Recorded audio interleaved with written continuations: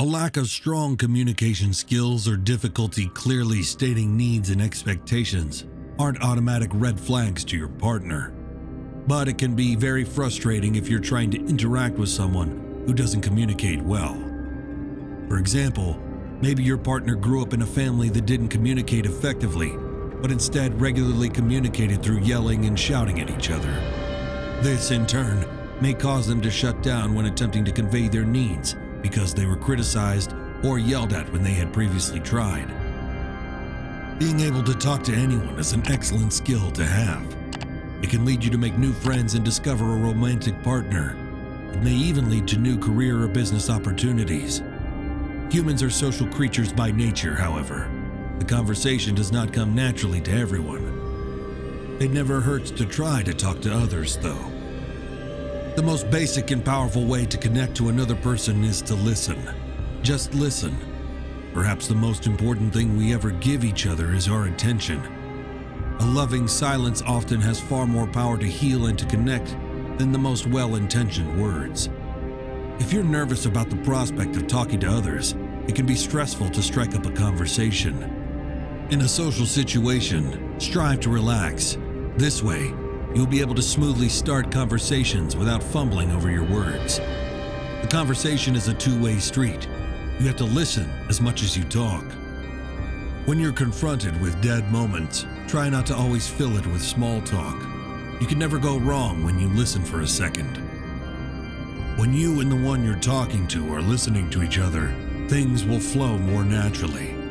You'll also have more time to observe and read people.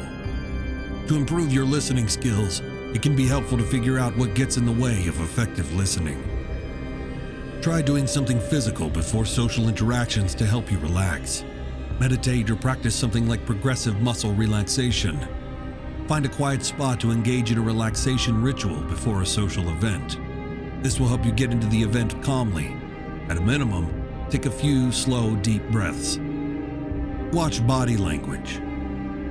You want to make sure someone wants to talk before striking up a conversation with them. You will not be able to talk to anyone if you approach people before they want to be approached. Watch for signs someone is ready to engage before beginning a conversation. If they seem closed off, wait until they're more relaxed. Try to put yourself in the shoes of the speaker. People love to be seen and heard, so when you empathize with them, they will feel comfortable in your presence. When empathic listening becomes a habit, you'll be able to better understand people's struggles and why they do what they do. Simply the ability to engage with someone on their level. It allows there to be a safe space when they can share anything without fear of being criticized. In turn, it will make the conversation flow naturally. With empathic listening, the conversation becomes all about the other person. You put yourself in their shoes and understand what they're saying from their perspective. It's a technique regularly adopted by therapists and psychologists to help their clients. It allows the speaker to feel safe, valued, and understood. Communication also includes body language, so take note of your companion's nonverbal cues. Whatever you're feeling inside, try to refocus your attention. It is important to notice how the other person is feeling based on that person's body language. For example, if you think the person is uncomfortable with where the conversation is heading, change the topic. This is particularly common when the talk is about politics, religion, and sex. Not everyone enjoys a heavy subject. Some people would rather keep things light. What is important is that you learn how to gauge the impact of what you're saying.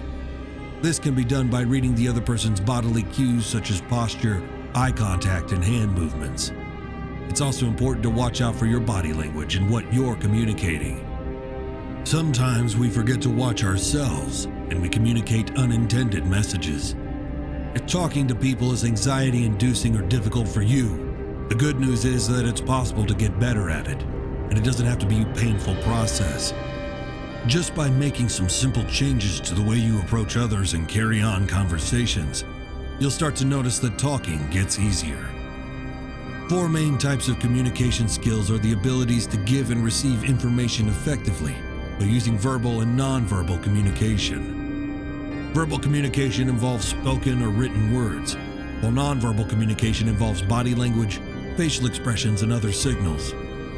Communication skills can help us express new ideas, feelings, or updates on projects, as well as listen, observe, and empathize with others. Communication skills can also vary depending on the context and the audience. 4 main types of communications are used in a professional setting: verbal, nonverbal, written, and visual. Communication involves conveying and receiving information through a range of verbal and nonverbal means. When you deliver a presentation at work, brainstorm with your coworkers, address a problem with your boss, or confirm details with a client about their project, you use communication skills. They're an essential part of developing positive professional relationships. While it might seem like communication is mostly talking and listening, there's more to it than that. Everything from your facial expression to the tone of your voice feeds into communication. In this article, we'll go over what communication skills at work look like and discuss ways you can improve your skills to become a more effective communicator. Writing is one of the more traditional aspects of communication. We often write as part of our job, communicating via email as well as in more formal documents, like project reports and white papers. Communicating verbal is how many of us share information in the workplace. This can be informal, such as chatting with coworkers about deliverables, or formally, such as meeting with the manager to discuss your performance. Taking time to actively listen when someone else is talking is also an invaluable part of communication. The messages you communicate to others can also take place non-verbally, through your body language, eye contact, and overall demeanor. You can cultivate strong nonverbal communication by using appropriate facial expressions, nodding, and making good eye contact. Verbal communication and body language must be in sync to convey a message. Lastly, visual communication means using images, graphs, charts, and other non-written means to share information. Often, visuals may accompany a piece of writing or stand alone. In either case, it's a good idea to make sure your visuals are clear and strengthen what you're sharing.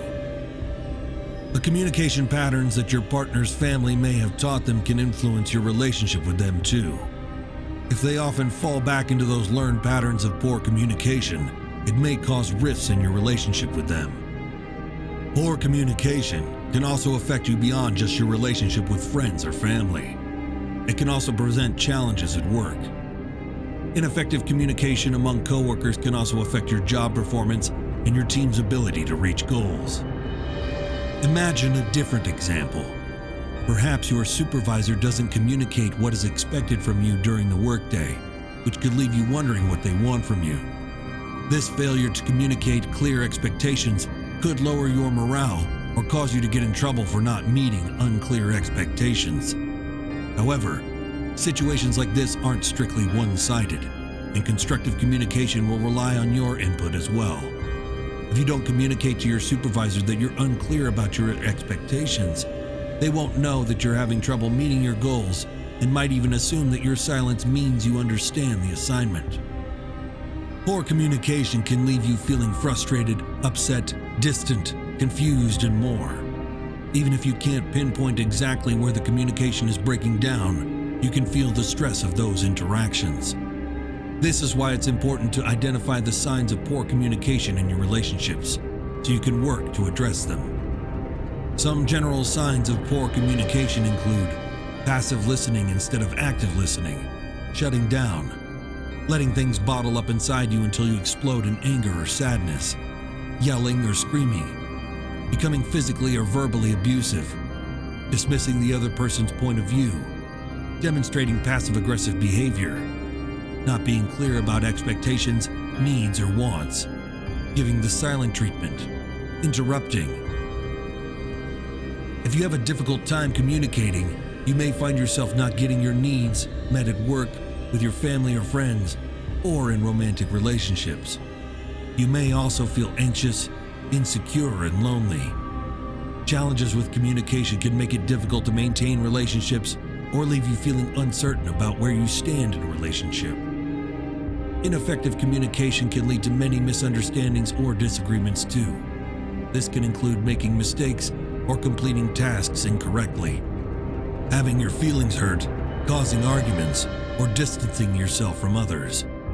If these or other communication issues occur more frequently, it could hurt your relationships. Ineffective communication in the workplace can also cause your work to suffer. If your manager neglects to give you feedback, positive or negative, it can be difficult to improve your performance. We're sure you'll find this video to be helpful, so be sure to subscribe and like. Thanks for watching. See you in the next video.